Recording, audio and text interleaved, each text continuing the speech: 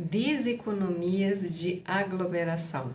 Bom, se tem uma coisa que o CACD faz por você, é aumentar o seu vocabulário, não é mesmo? Bom, isso é um tema que cai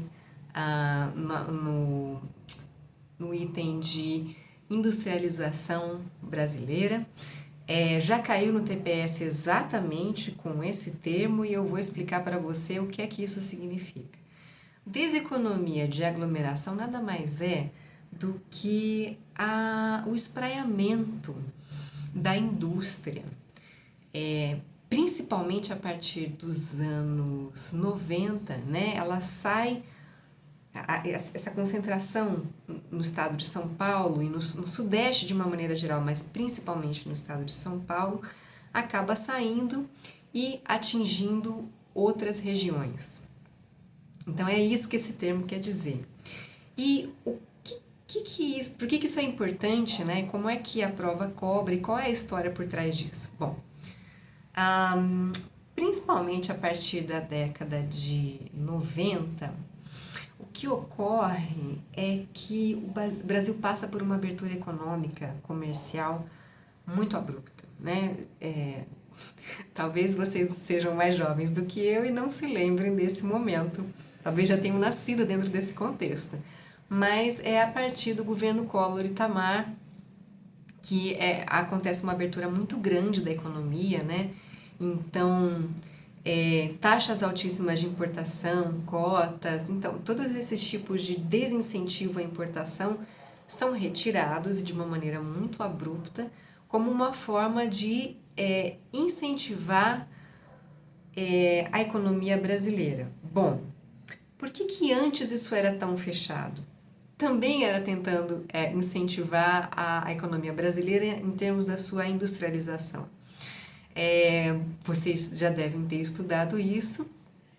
Essa criação de barreiras à entrada de produtos estrangeiros tem sempre o objetivo de incentivar a indústria nacional, né? Lembra do termo de substituição de importações, né? Então isso começa desde da era Vargas e vai sendo incentivado no governo JK, continua no período militar. Então, sempre essa ideia de que fechar as barreiras incentiva a indústria nacional.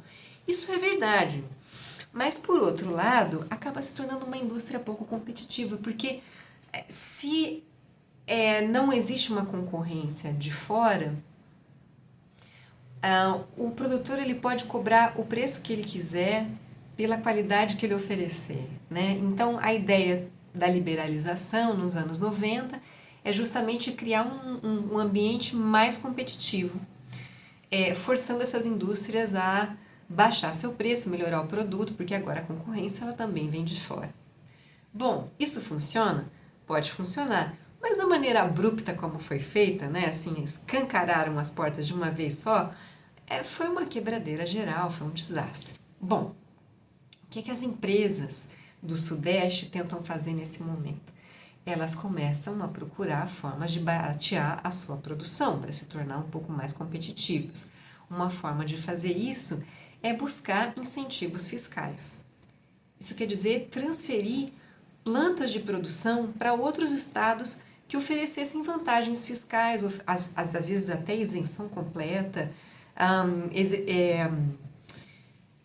oferecessem mão de obra mais barata, enfim, não importa. O que fosse necessário, o estado que oferecesse mais vantagens, esse ganhava uma planta industrial nova. Porém, não dá para pensar nesse processo como simplesmente uma distribuição, vamos dizer assim, equilibrada, planejada dessa indústria.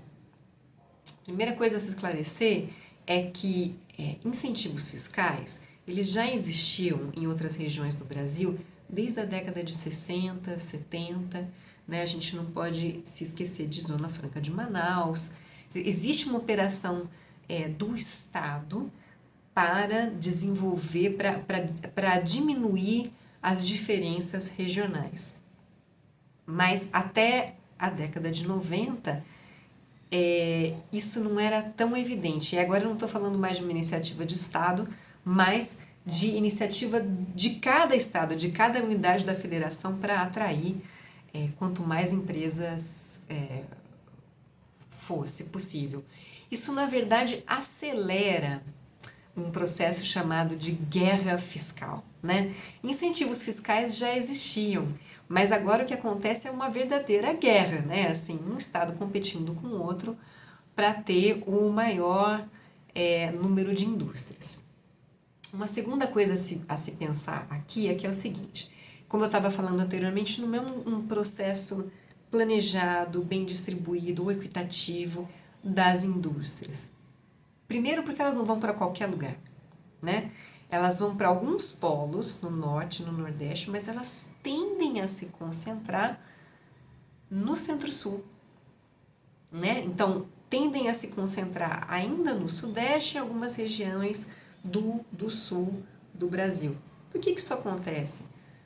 Porque além dos incentivos fiscais, existe uma facilidade do transporte, existe uma malha rodoviária, existem outras formas de escoamento da produção para o exterior, estrutura mesmo que não é em qualquer região que se vai encontrar.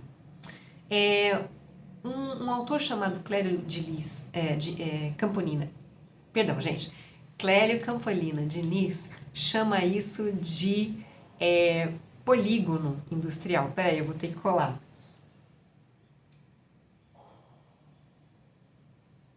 Desenvolvimento poligonal.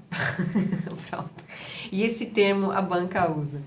Quer dizer, não é que a indústria se espraia, ela fica em certos pontos de forma que você consegue desenhar um polígono mais ou menos próximo da região de São Paulo. Que lugares são esses? No interior de São Paulo, você pensa em Campinas, São Carlos, São José do Rio Preto, né? Essas indústrias, elas se concentram aí. E no sul do Brasil. Então, o Milton Santos chama isso de desconcentração concentrada. Né? Quer dizer, não é exatamente, né, uma distribuição pelo território. Agora, que existe uma distribuição, que existe uma desconcentração do estado de São Paulo, existe. Que tipo de indústria vai para o Nordeste? Você pode pensar em indústria calçadista, indústria de bens leves, né? O que vai para o Norte? Vai a Zona Franca de Manaus, né? Então, o comércio de eletrônicos, né? Produção de eletrônicos é incentivada ali. Mas, se você for pensar numa indústria como a Embraer, por exemplo, essa fica em São José, né? Então, assim, não é uma distribuição equitativa, não é uma distribuição planejada, é uma distribuição em que aquilo que agrega maior tecnologia ou maior emprego de pessoas qualificadas continua no eixo sul-São Paulo. Importante também dizer que a desconcentração industrial não significa que os headquarters também foram distribuídos. Distribuir planta não é distribuir a matriz. Então, quem planeja a produção industrial continua no Sudeste. Você transfere a planta para outros lugares, porque é mais barato, para ganhar competitividade, porque agora está entrando produto de fora. Bom, se você quer saber como é que isso cai no TPS, dá uma olhada aqui na descrição do vídeo.